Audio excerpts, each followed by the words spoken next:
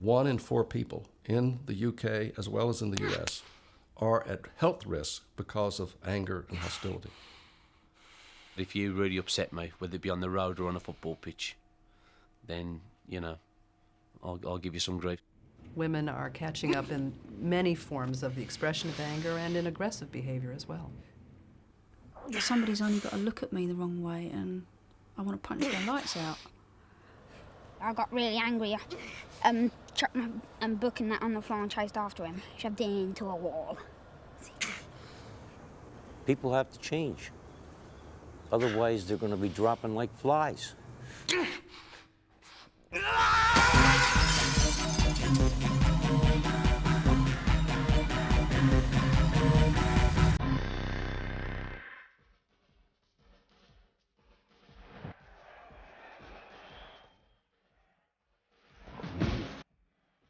And a red card for David Beckham.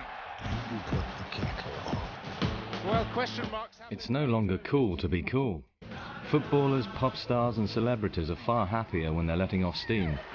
It's good for the front page. How dare you stand there and say, this is a situation comedy. And great for the bank balance. God, you're so thick. You really are dead.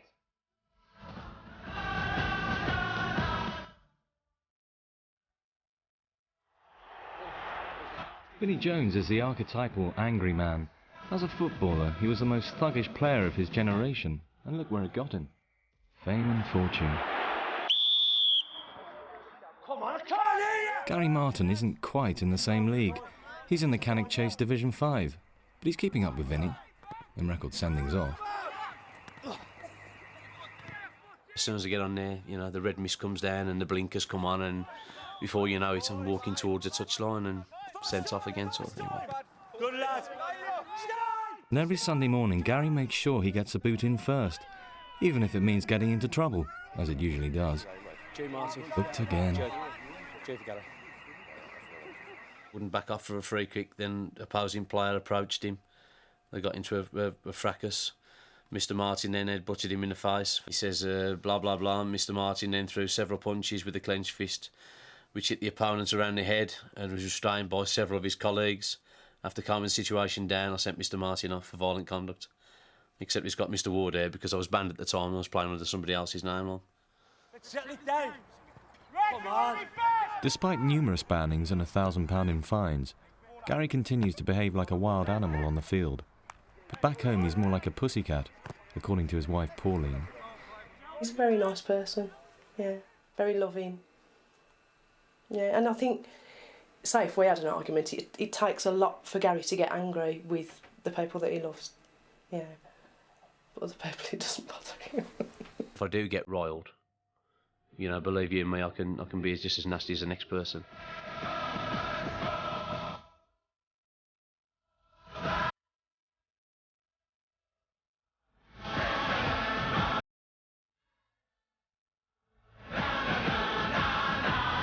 Gary and Vinnie both reckon their anger is fine, even good for them.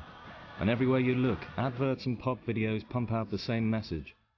But according to one of the country's top anger experts, Joe Griffin, they couldn't be more wrong. The old rush of blood may feel great at the time, but it's like playing with fire.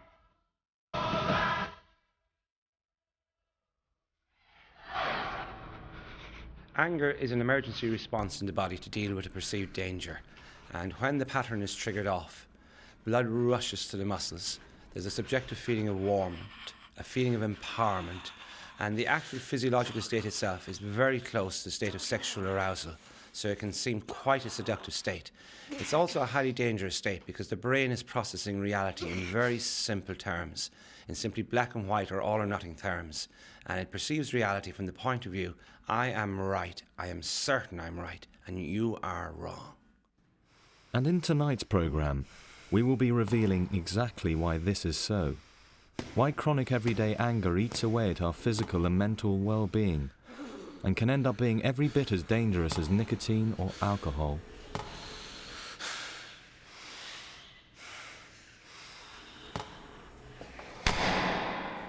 Jez Murray is a successful 30-year-old professional who works as a business analyst in the computer industry. Julia Dixon is a senior nurse in her mid-40s. They're both respectable, normal people. But in the last few years, anger has crept up on them to the point where it's landed them both in the cells. A few months ago, Jez came here, Newbury Station. He put his stepson Dan and his friend on a train and then went to buy tickets. He was told there was plenty of time, which there wasn't. I saw the guard with his baton getting ready to let the train go. But the doors hadn't locked at that stage, so I said, you've got to let this boy off the chain, and he was refusing. Then the doors locked, and the guy just basically ignored me. And the train started pulling out of the station. So I just snapped. He was just shouting in the guy's face, just going ballistic really, and just his temper just went up just like in a flash. Just went totally mad, the rage. The police were called. Jez thought they'd be on his side. Instead, they saw him as the problem.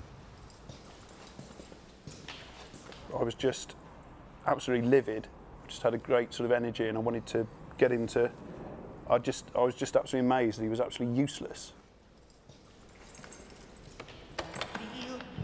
He was arrested and spent 6 hours in a police cell before eventually being released.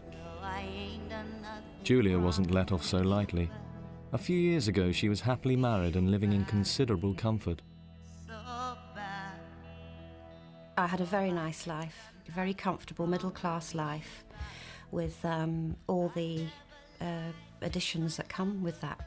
Our family house was an 8-bedroomed Edwardian villa in a very nice part of Cheshire, which is quite a smart county, south of Manchester. The children all went to independent school. We had foreign holidays. I can honestly say that I wanted for nothing materially at all. But she and her husband, a successful surgeon, had grown apart. He decided to leave. I really felt that I'd been what they call rubbished. It wasn't a short marriage, it was 20 years old. And I put an enormous amount of investment into it, personally, emotionally. Everything was in it. That was all I knew. Julia was determined to fight back. Urged on by well-meaning counsellors and friends, she started expressing her anger towards her ex-husband. I broke windows at his house. I also would scratch his car and break the headlamps and things like that. When I did it, I felt a rush of adrenaline or something, and the feeling that you were going to feel, thinking at the time, I'm going to feel really better after I've done this. Not going to argue, please. And she did for a short while, but the adrenaline rush proved addictive. Despite numerous police warnings and court injunctions, she carried on harassing her ex-husband. She threw his old medical records all over his lawn, sent back a letter to him smeared with dog dirt, and finally laid into his new wife. I confessed that I slapped her. I've never hit anybody in my life before, and it was a feeling of release, I'm ashamed to say. I can remember when I eventually retrieved my son, having done this, that I actually said to him, I feel so much better now. Jez's anger also came out at home, but he certainly didn't feel better after it. One incident erupted even while his partner Nikki was filming.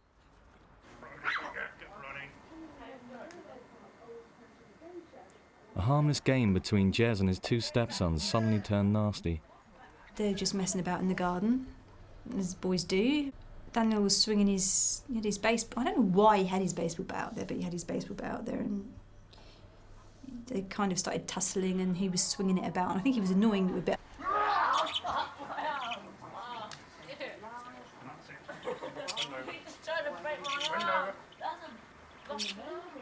Seems to be starting off as a game. I thought they were shouting at each other. I thought, oh, they're just... And then it just suddenly, you just picked him up by his neck and...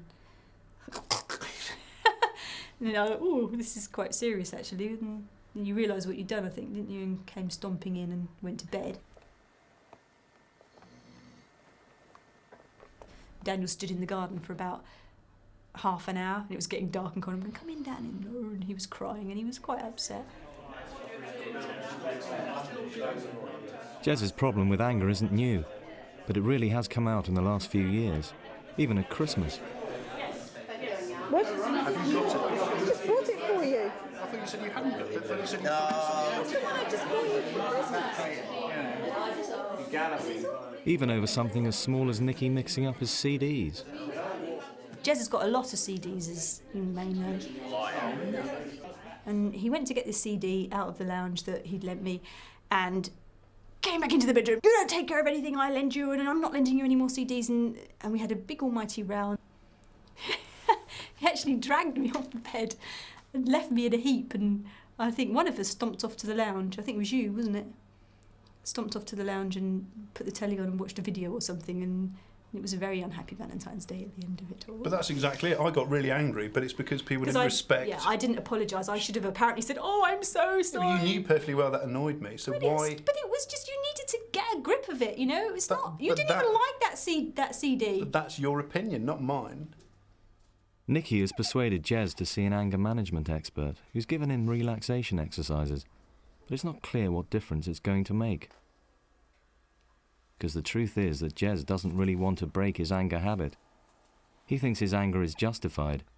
It's other people that are to blame. I like to think that I treat people as I'd expect them to treat me. I don't think that in certain situations I should have to suppress the anger because it might have consequences. Because that is suppressing what I feel or what I want to express. And that is exactly the problem. For people like Jez, expressing anger can easily become an addiction. Californian psychologist and writer Carol Tavris knows all about anger addiction. She spent 25 years researching the consequences of anger. The repeated expression of anger is self-feeding. The more people express it, the more they express it. The more they learn to express it that way, and the more likely they are to continue behaving that way.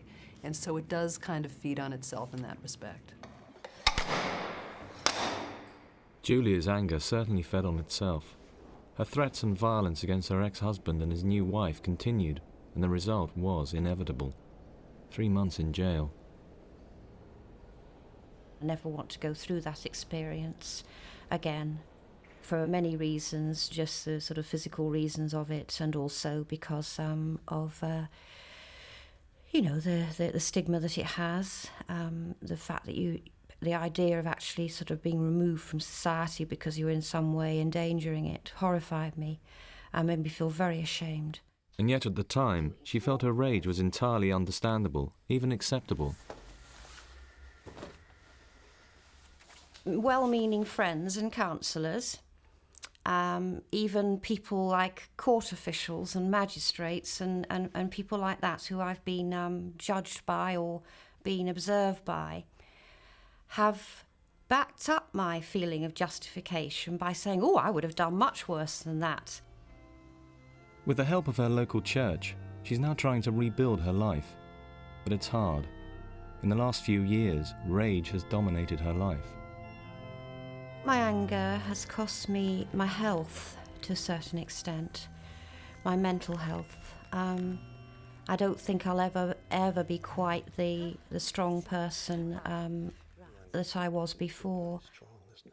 It's given me a life, a lonely life, a life of loneliness, which I think probably now is my main problem, is my loneliness. This loneliness has brought with it severe depression, which is hardly surprising according to psychologist Oliver James. Anger and depression are frequent bedfellows. There's no doubt that we are both more depressive and more aggressive. 3/4 of convicted violent criminals are depressed. There's a very close relationship between the two. Suicide follows homicide. In this country, about 1 in 3 people convicted of homicide subsequently commit suicide. So violence and depression are very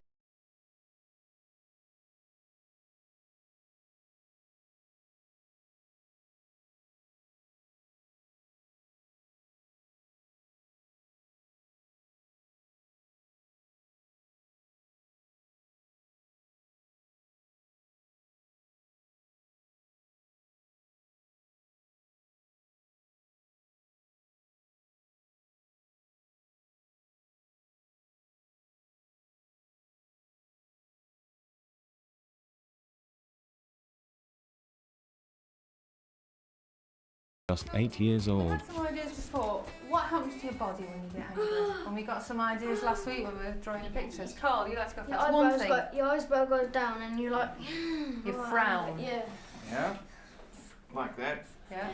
Simon, what else happens to you? In your feet, you feel like kicking stuff. Feel like kicking people. Got angry with someone in my class. He kept calling me names and saying nasty things about me because I'm not very fast at doing my maths work, so I got really angry. I chucked my book and that on the floor and chased after him, shoved it into a wall. When we were sitting on the bin, he was with his friend Jamie and he punched me, so I bit him and he was bleeding. And someone also said... Shout. So there's steam coming from his ears as well. And his nose. And from his nose. These two young women also liked being stroppy at school. It made them stand out from their peers.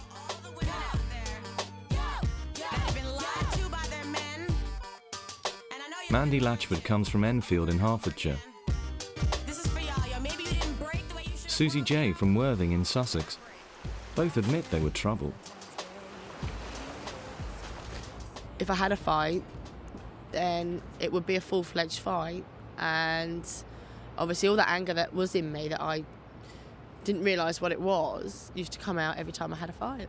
I resented being taught by people that I felt for the most part weren't that much older than me, and it was their attitude.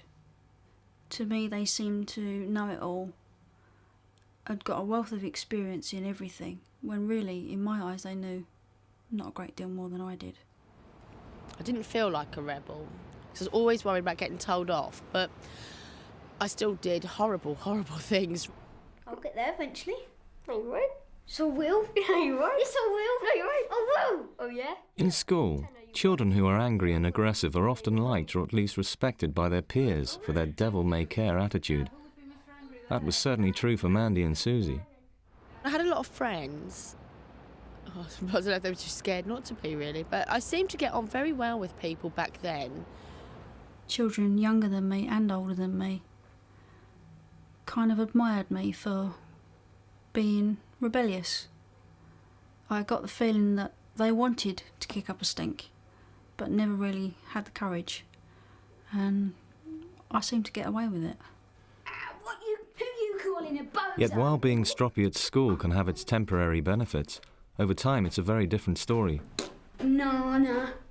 Well done, he's not reacting to that. Psychologist Joe Griffin sees clients like Mandy and Susie every day. He knows only too well that angry children grow into angry adults. When we track the people who get angry in school, although they may have a temporary status within an isolated peer group, over time they become increasingly unpopular and increasingly less functional. Their relationships suffer, they don't have long-term relationships that are stable, they rarely hold down employment patterns that are stable, and they're far less likely to succeed in higher education. So the long-term consequences are quite dire. And that's precisely what has happened to Susie. Now a single parent, she left school with an anger problem that has steadily got worse, as her last boyfriend discovered. We'd have rows, we'd have fights, as in like slamming doors, me. But then it got beyond that, and I went back to being a little girl that was punching out and didn't know how to deal with these things. I've barricaded him out of the house, I've punched him, I've stamped all over his clothes, I've been really horrible. What else have I done? I've thrown scissors at him, and I missed. I've even thought about, we've had such big punch-ups that I've even wanted to literally kill him because I felt so angry. Mandy's relationships also haven't worked out. She was married briefly to a childhood sweetheart, but it was a marriage that quickly went wrong. If the slightest little thing was wrong, it was his fault. If the dog had wet on the carpet, it was Rob's fault. If I couldn't put the ironing board up, it was Rob's fault. If I got out of bed in the morning in a bad frame of mind, it was Rob's fault. He took the lot. He really did take the lot. In the end, he was begging my mum to take me back because he couldn't go. I've tried everything really, to pacify her, to cajole her, to try and talk to her, to humour her. But more often than not, she's best left on her own. Indeed, it's no accident that angry people often end up alone.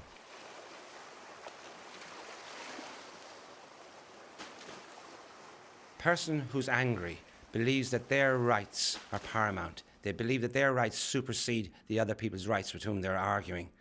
And as a consequence of this, they downgrade other people's needs. Now, a relationship can only work if there is mutual need satisfaction, if both parties accept the validity of each other's needs of being of equal importance.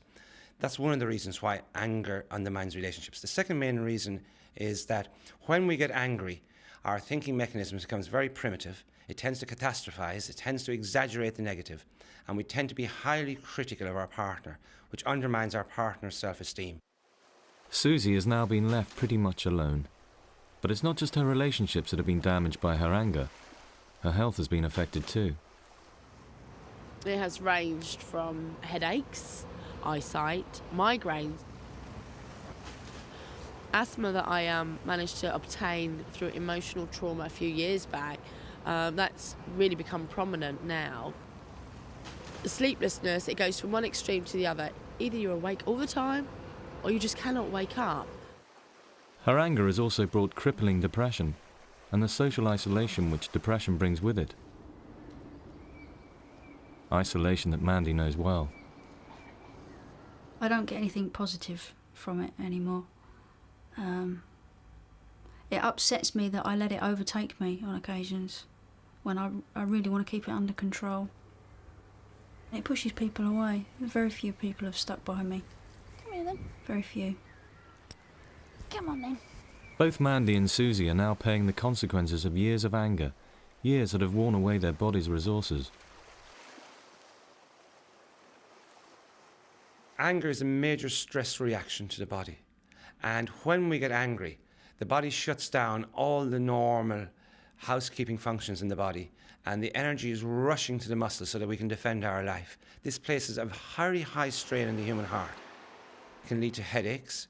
It can lead to chronic insomnia. It makes us more prone to having everyday accidents. Indeed, there's research that indicates that in 2 out of 3 road fatalities, one person involved in the accident has lost their temper and being angry. And anger's a killer in other ways too, ways that we often don't find out about till it's far too late. To find out why, we need to come here, to the original angry nation, the United States, and Florida, the state that invented road rage. A few years ago, Ronald Safrey would have been raging on the roads as well. Now he can no longer drive.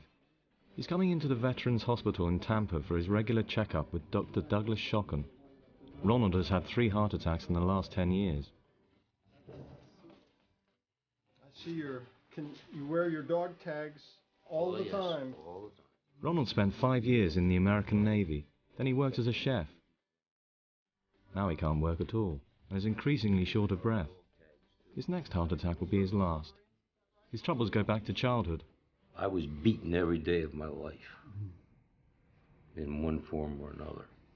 I was beaten with coat hangers, with iron cords, with a steel. He grew up and stayed angry. The main reason Dr. Shocken is convinced for Ronald's heart problems. I think that Mr. Safrey's anger is probably related to his heart problems in a significant way, since he has very few other significant risk factors. He's never really been a smoker. He hasn't had significant elevations in his blood pressure. And also, he hasn't had problems until more recently with his cholesterol.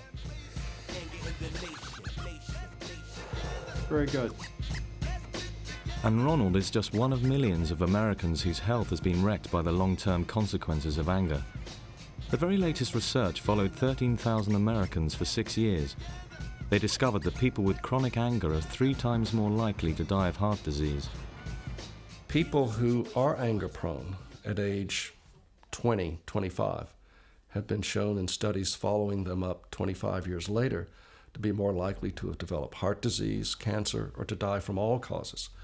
In fact, in one study following up a group of doctors that we had their hostility levels from medical school, those who had high levels of hostility and anger in medical school were 4 to 7 times more likely to be dead by age 50 than those who had low levels. Other studies around the world have confirmed over and over again that this chronic anger and the tendency to express this anger in aggressive behaviors is associated with a wide range of physical health problems, and it's a very significant effect on health. Cancer, heart disease, depression, headaches, accidents, social isolation, relationships breaking up. The medical and social consequences of having a chronic anger problem really add up. And this is not the anger of the severely mentally ill or criminal, but simply the slippery slope of everyday anger experienced by us all. Anger can indeed become addictive over time. You come across rageaholics, emotional junkies, people who have become addicted to the adrenaline rush. And there literally is a form of addiction to their own biochemical states.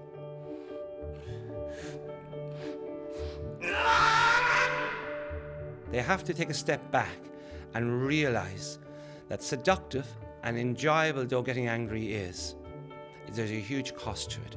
Not only a cost in terms of their physical health, but a cost in terms of their lifestyle. They will, in all probability, have lost friendships through it. They will have lost relationships through it. They may have missed out in promotions. They are damaging their children. And when they are willing to look objectively at the cost of their addiction to anger, they may very well become willing to do something about the addiction.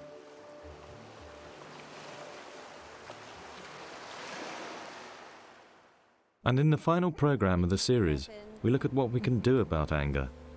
Can psychologist Ros Taylor persuade Graham to give up his anger habit? When you drive, I just want you to change your thinking when you see something. Go back to that situation. Now, if I'd have just gone on around the corner and hit him, whose fault would it be? Will Polly get the better of Dr. Raj Persaud? You'd throw it on the floor. I probably would. Yeah, right. But that's not helpful to you, so let's talk about an alternative way of dealing with it. Well, I don't know an alternative way. And Exactly. What do you do? Well, you just tell them to leave the kitchen. Can you just leave the kitchen, please? Calmly and whatever. Right. You know, Every time you do?